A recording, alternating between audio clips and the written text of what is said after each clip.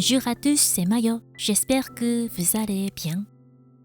On se retrouve aujourd'hui pour une recette de cookies sans gluten à la farine de riz complet et aux flocons d'avoine. On n'utilise ni farine, ni beurre, ni œufs, ni sucre blanc. C'est une recette très douce pour le corps. C'est une recette Ijiba. C'est très facile à réaliser. J'espère que cette recette vous sera utile. Aujourd'hui, on va utiliser les flocons d'avoine bio. Après en avoir pesé 40 grammes, on va les bien mixer dans un robot jusqu'à ce que ça devienne tout fin, comme ceci.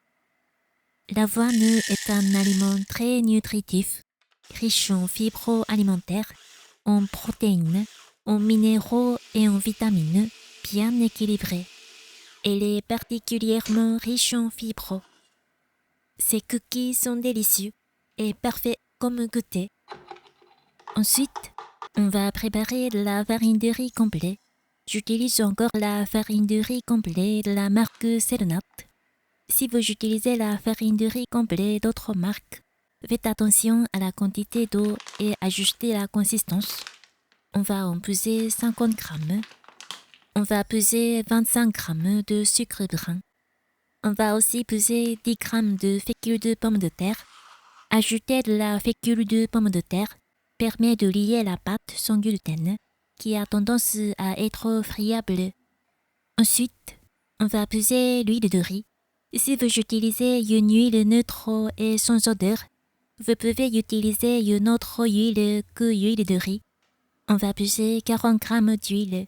Dans un bol, on va ajouter le sel de Guérande, le sucre brun et une cuillère à soupe de lait de soja.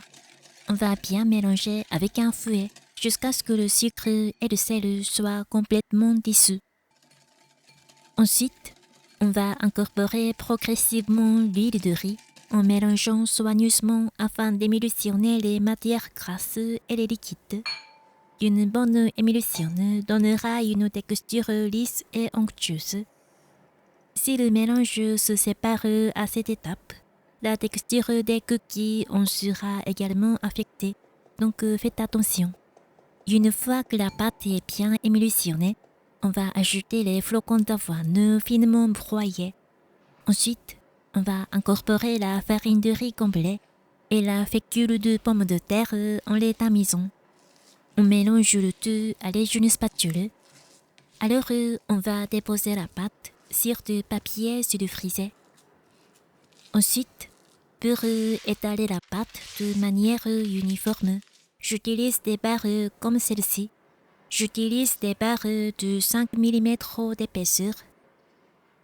Même sans ce genre de barres, on peut obtenir la même épaisseur en plaçant des planches ou des objets de la même épaisseur de chaque côté. Puis, on va placer une autre feuille de papier sulfurisé par-dessus. Ensuite, on va étaler la pâte entre les deux feuilles à l'aide d'un rouleau à pâtisserie. Pour découper efficacement avec un emporte-pièce, il est préférable d'étaler la pâte en une forme ajustée. Ça y est, la pâte a une jolie forme. Avant de la découper avec un emporte-pièce, il est préférable de la mettre au congélateur pendant environ 10 minutes. Si la pâte est trop molle, il sera difficile de la découper correctement. En la refroidissant légèrement, cela facilite le découpage. On va placer la pâte découpée sur une plaque recouverte d'un tapis de cuisson. J'utilise un sile-pain. Je vous le recommande car il permet d'obtenir une texture bien croustillante lorsque vous faites cuire des cookies par exemple. Après avoir découpé la pâte, on rassemble les restes de pâte comme ceci à l'aide de papier sulfurisé.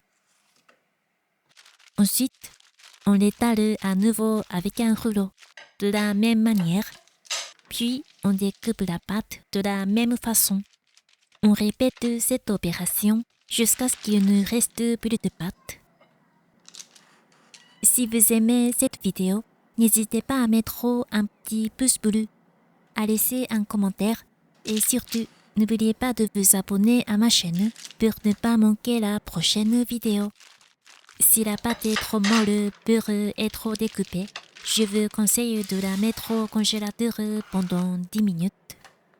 Pendant ce temps, je vous conseille de placer la pâte découpée au réfrigérateur ou au congélateur pour la raffermir un peu. Regardez, vous pouvez découper la pâte sans aucun gaspillage. Si vous souhaitez obtenir une belle forme lors de la cuisson, placez à nouveau la pâte au congélateur pour la raffermir un peu avant de la cuire. 10 minutes de refroidissement suffisent. Alors, on va badigeonner la surface avec du lait de soja pour lui donner une petite brillance. Même sans brillance, ces cookies restent simples et mignons, donc il n'est pas indispensable de les badigeonner de lait de soja. Faites selon vos préférences. On va les faire cuire à 160 degrés pendant 25 à 30 minutes.